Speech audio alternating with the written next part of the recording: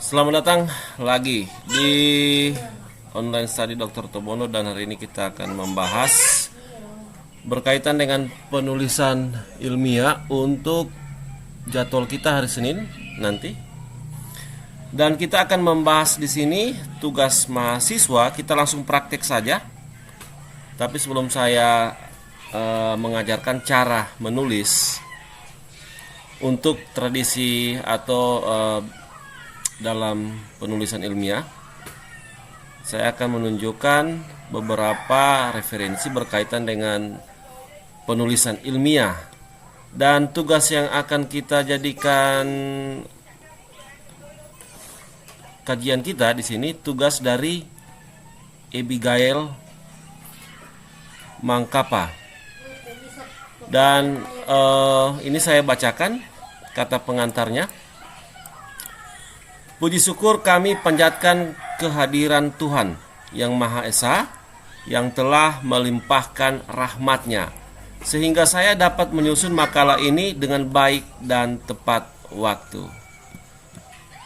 Di pembahasan sebelumnya saya sudah sampaikan kalau penulisan ilmiah, contoh penulisan ilmiah atau karya tulis ilmiah, misalnya kita bicara soal skripsi. Sebelum masuk ke skripsi, ada satu proses, teman-teman nanti akan membuat proposal skripsi. Dan proposal skripsi di situ, penulisan ilmiah atau karya tulis ilmiah sudah dimulai pada kata pengantar. Nah, seperti apa sih sebenarnya kata pengantar dalam versi penulisan atau karya tulis ilmiah? Jadi kita jangan sembarang menulis, membuat kata pengantar. Ada kata pengantar yang memang itu hanya berlaku di luar dari karya tulis ilmiah. Ada kata pengantar yang itu hanya berlaku, hanya khusus memang ya di karya tulis ilmiah. Jadi tidak sembarang kita menulis kata pengantar. Nah, dasar saya apa? Teman-teman bisa download materinya di sini. Saya sudah sampaikan di konten sebelumnya. Untuk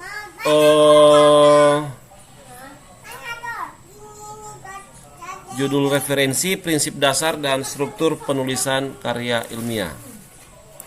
Dan kita langsung saja di modul pertama ya. Saya tidak perlu membahas lebih lanjut seperti apa pengertian karya ilmiah. Teman-teman bisa pelajari, bisa memahami secara mandiri dengan menggunakan banyak referensi termasuk internet.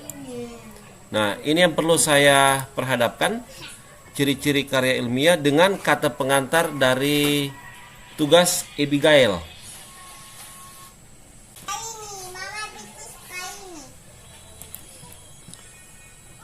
Di sini ada beberapa bagian, dan bagian-bagian yang saya tunjukkan di layar, silakan dilihat.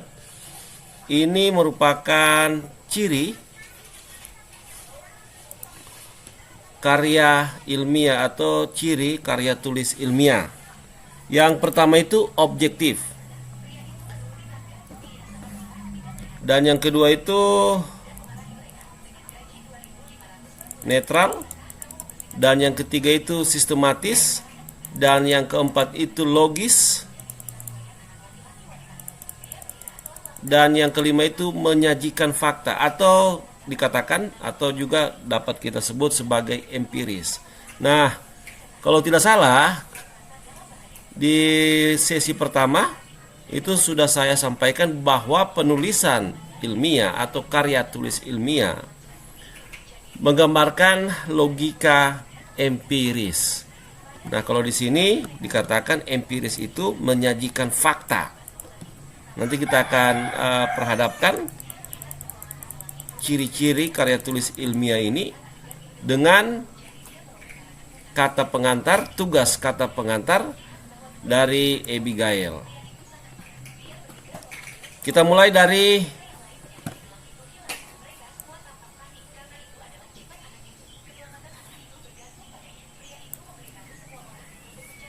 Ciri pertama, objektif. Di sini dikatakan objektif berarti mengungkapkan segala sesuatu seperti apa adanya. Sebagai contoh, kita langsung saja lihat tugas dari Abigail. Sekali lagi saya bacakan di sini. Objektif berarti mengungkapkan segala sesuatu seperti apa adanya. Sepintas kata pengantar dari Abigail untuk ciri pertama, objektif. Berbunyi, puji syukur kami panjatkan kehadiran Tuhan yang Maha Esa yang telah melimpahkan rahmat-Nya, sehingga saya dapat menyusun makalah ini dengan baik dan tepat waktu. Seperti itu secara lisan. Dan ciri pertama, objektif, mengungkapkan segala sesuatu seperti apa adanya. Nah, dari kata pengantar yang disajikan oleh Abigail itu tidak menggambarkan ciri karya ilmiah berkaitan dengan ciri pertama, objektif. Nanti kita akan jelaskan lebih lanjut di pertemuan kita di kelas. Puji syukur kami panjatkan kehadiran Tuhan yang Maha Esa yang telah melimpahkan rahmat-Nya, sehingga saya dapat menyusun makalah ini dengan baik dan tepat waktu. Ini tidak mencirikan ciri karya tulis ilmiah. Kita lanjut lagi. Ada tugas-tugas lain juga yang ditulis oleh teman-teman kita, mahasiswa kita. Dan umumnya tidak ada yang mencirikan karya tulis ilmiah. Jadi Abigail ini hanya dijadikan sampel dari beberapa tugas yang sudah masuk. Umumnya semua tidak mencirikan karya tulis ilmiah. Kemudian kita lihat lagi ciri kedua. Ini ciri kedua itu netral. Aspek kenetralan ini mengacu kepada setiap pernyataan, pengungkapan, dan penilaian yang terbebas dari kepentingan-kepentingan tertentu, baik kepentingan pribadi maupun kepentingan golongan. Karya ilmiah tidak mempermasalahkan apakah seseorang akan senang atau tersinggung dengan pernyataan yang dikemukakan. Sekali lagi, netral. Karya ilmiah tidak mempermasalahkan apakah seseorang akan senang atau tersinggung dengan pernyataan yang dikemukakan. Jadi kalau kata pengantar itu isinya, misalnya kalau teman-teman mengatakan ya ini, maka tidak ada tendensi dia menyinggung atau akan membuat orang senang. Sekali lagi yang harus diingat, jadi tidak ada tendensi untuk membuat orang senang alias ya kita coba untuk intinya tidak bermaksud jaim, nah kasarnya begitu. Tidak bermaksud untuk memuji seseorang juga tidak ada, dan tidak bermaksud untuk menyinggung. Kalaupun ada seseorang tersinggung ataupun senang, maka karya ilmiah khusus untuk kata pengantar tidak mempermasalahkan hal-hal yang akan muncul. Artinya memang benar-benar dia pure atau murni, ya harus menggambarkan ciri yang kedua, netral. Nanti kita akan lihat lebih lanjut. Kita lihat lagi di tugas Abigail untuk netral. Ciri karya ilmiah dilihat dari ciri kedua, netral. Puji syukur kami panjatkan kehadirat Tuhan yang Maha Esa yang telah melimpahkan rahmat-Nya, sehingga saya dapat menyusun makalah ini dengan baik dan tepat waktu. Oke? Jadi di sini ini juga tidak mencirikan. Sama sekali saya tidak melihat ada ciri kedua, netral di sini. Jadi saya jadi ya intinya tugas-tugas teman-teman sebelumnya itu tidak ada yang mencirikan, satupun tidak ada yang mencirikan karya tulis ilmiah. Dan saya anggap wajar karena kita langsung praktek dan saya akan mengajarkan cara yang benar menulis kata pengantar. Sekali lagi, teman-teman mahasiswa harus tahu, ketika teman-teman masuk pada fase proposal skripsi, maka dari hal-hal yang kecil, kata pengantar itu sudah mulai dinilai. Apakah kata pengantar itu mencirikan karya tulis ilmiah. Sepele kan? Saya pikir semua orang bisa membuat kata pengantar A, B, C, D sampai Z. Tapi minta maaf, tidak semua orang bisa menulis kata pengantar sesuai dengan karya tulis ilmiah atau mencirikan karya tulis ilmiah. Kita lanjut lagi dengan ciri selanjutnya. Ciri yang ketiga di sini sistematis. Dan selanjutnya logis dan juga empiris, atau cirinya itu menyajikan data, menyajikan fakta. Dan kita langsung praktek seperti apa sih cara menulis kata pengantar pada karya tulis ilmiah. Jangan-jangan Pak Doni itu hanya asal ngomong, kemudian artinya teman-teman memahami atau menganggap saya hanya berteori. Dan kita akan buktikan kalau memang benar saya hanya berteori. Kita akan mencoba membuat hal yang susah dijadikan hal yang sederhana, dimulai dari kata pengantar. Dan apa yang teman-teman lakukan saat ini membuktikan bahwa saya tidak berteori. Artinya saya membebaskan teman-teman untuk browsing di internet, dan akhirnya teman-teman mengumpulkan, kemudian mengembangkan referensi berkaitan dengan kata pengantar, dan ya hasilnya seperti ini, tidak mencirikan karya tulis ilmiah. Padahal teman-teman sekarang sudah terbuka untuk bisa mengetahui banyak hal, tapi hasilnya seperti ini. Dan di sisi lain saya anggap itu wajar. Karena itu kita akan langsung saja membuat langsung praktek cara menulis kata pengantar untuk model penulisan karya tulis ilmiah.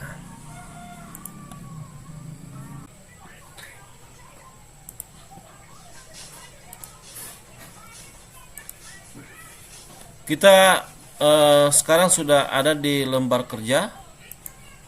Kita akan menyalin kembali apa yang sudah disampaikan oleh Abigail, dan kita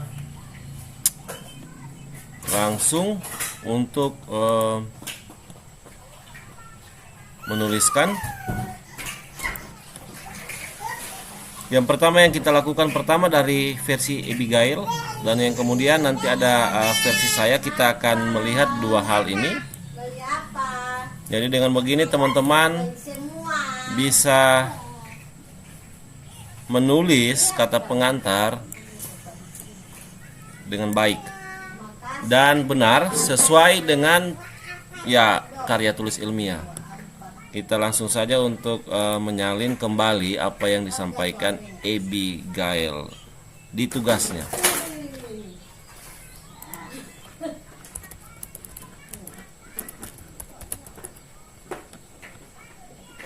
Ini kita buat begini ya. Ini versi Abigail. Jadi kita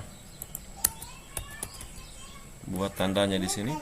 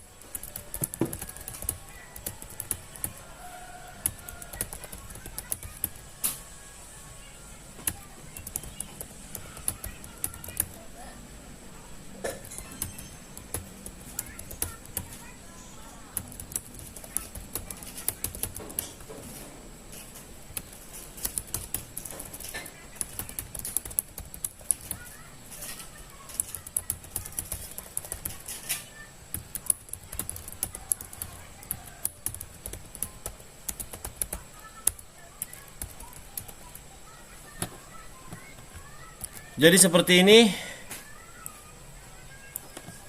yang disampaikan oleh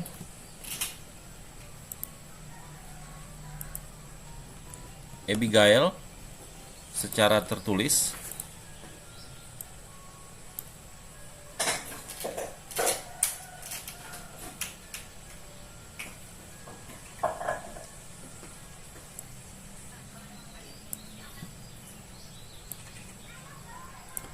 Dan di sini ada beberapa hal yang paling fatal dalam karya ilmiah, penulisan ilmiah atau karya ilmiah. Dan saya akan tunjukkan bagian-bagian mana yang dinilai fatal atau ya secara umum tidak mencirikan karya tulis ilmiah, atau ini bukan bagian dari artikel ilmiah, bisa dikatakan begitu. Ini bukan bagian dari ya penulisan ilmiah. Nanti saya akan tunjukkan. Tapi mungkin kita coba ingin mencari tahu bagaimana orang-orang memahami apa yang ditulis Abigail, kemudian akan melihat ya memang benar apa yang Pak Doni sampaikan, memang ini benar, atau apa yang Pak Doni sampaikan itu salah, atau mungkin seseorang memiliki pandangan yang lain. Misalnya, ini Pak, saya sulit untuk melihat ciri-ciri dari karya tulis ilmiah. Dan di samping saya sudah ada Hesky. Kita akan mengujinya, menguji tugas dari Abigail. Apakah memang Hesky bisa melihat atau tidak, atau mungkin menganggap ini benar, sudah menjadi bagian dari karya ilmiah, atau menganggap ini salah, ini bukan karya ilmiah. Dan kita akan uji apakah memang kita, ya ini kan hanya sepele aja, ini kata pengantar. Dan dari hal yang simple, kita akan coba untuk mencari tahu bagaimana sebenarnya seseorang itu memahami hal yang kemungkinan itu tidak menjadi perhatian kita, tapi ini sangat fatal jika kita tidak memperhatikan. Sebentar lagi Hesky akan di sini, dan dia akan melihat seperti apa sih kata pengantar dari tugas Abigail. Apakah ini benar merupakan bagian dari karya ilmiah atau tidak? Kalaupun benar, alasannya seperti apa? Kalau tidak, alasannya seperti apa? Kalaupun ia tidak melihat ciri-ciri dari karya ilmiah pada tugas Abigail, maka dia akan mengatakan, ya saya tidak melihat karena ABC. Tidak, saya tidak melihat karena mungkin ada alasan tertentu. Saya mencoba untuk menyimpulkan kata pengantar yang disusun oleh seseorang mahasiswa yang bernama Abigail. Di sini saya melihat bahwa sebuah kata pengantar dalam karya ilmiah itu, ya umumnya kita harus mengucapkan syukur kepada Tuhan Yang Maha Esa. Tapi di sisi lain, saya menilai kata pengantar ini hanya sebagian untuk penulisan karya ilmiah. Karena di sini tidak menjelaskan secara detail mengenai kata pengantar. Ya, yang saya katakan hanya sebagian karena ada poin-poin, contohnya seperti mengucapkan syukur yang sebenarnya kalau kita membuat kata pengantar itu harus secara detail, ucapan syukur, terus isi dari makalah kita apa, dan permohonan maaf. Terima kasih.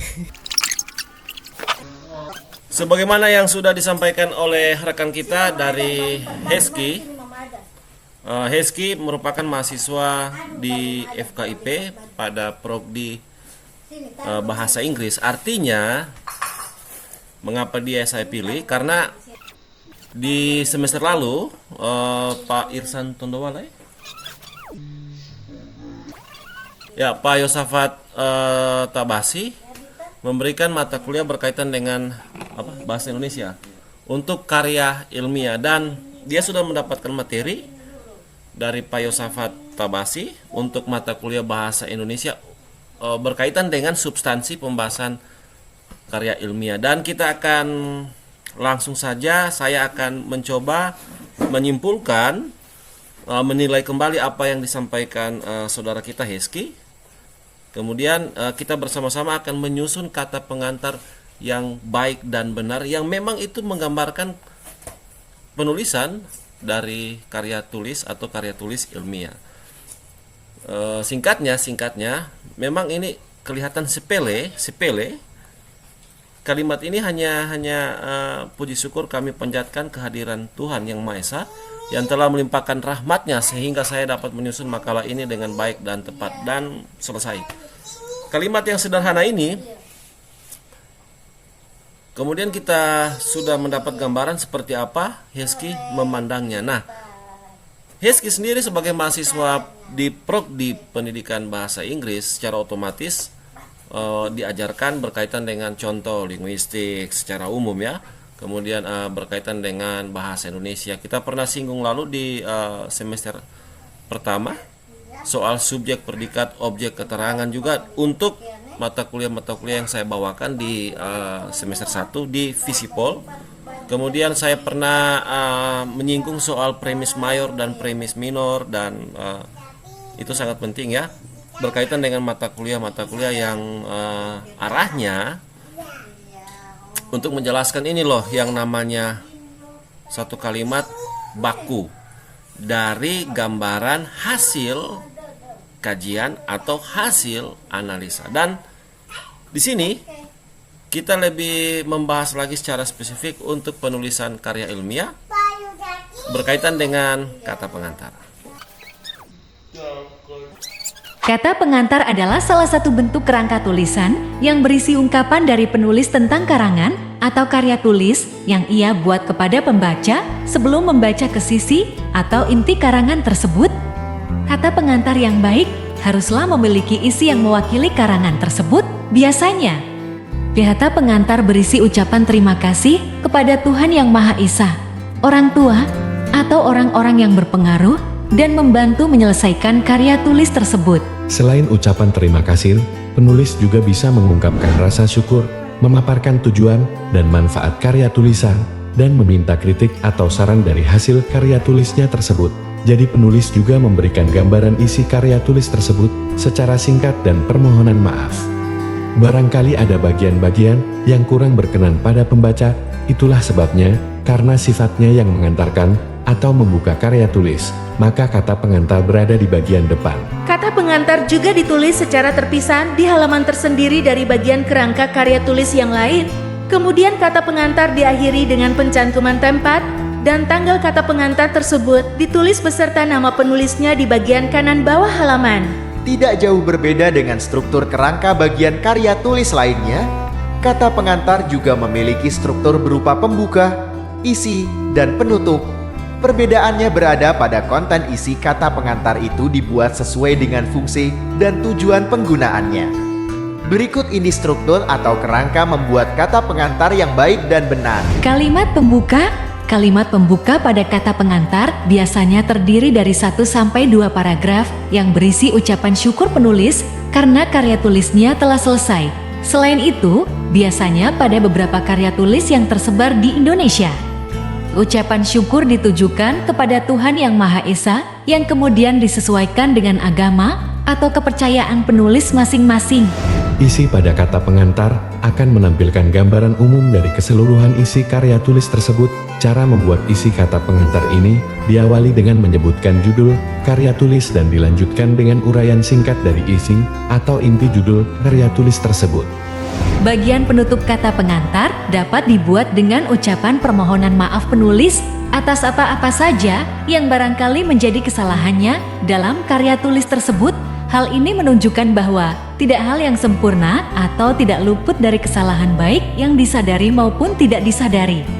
Kebagian penutup ini lebih fokus ditujukan kepada pembaca karena karya tulis tersebut sudah final dan sampai ke tangan pembaca yang mungkin banyak hal kekurangan atau kelemahan dari karya tulis tersebut.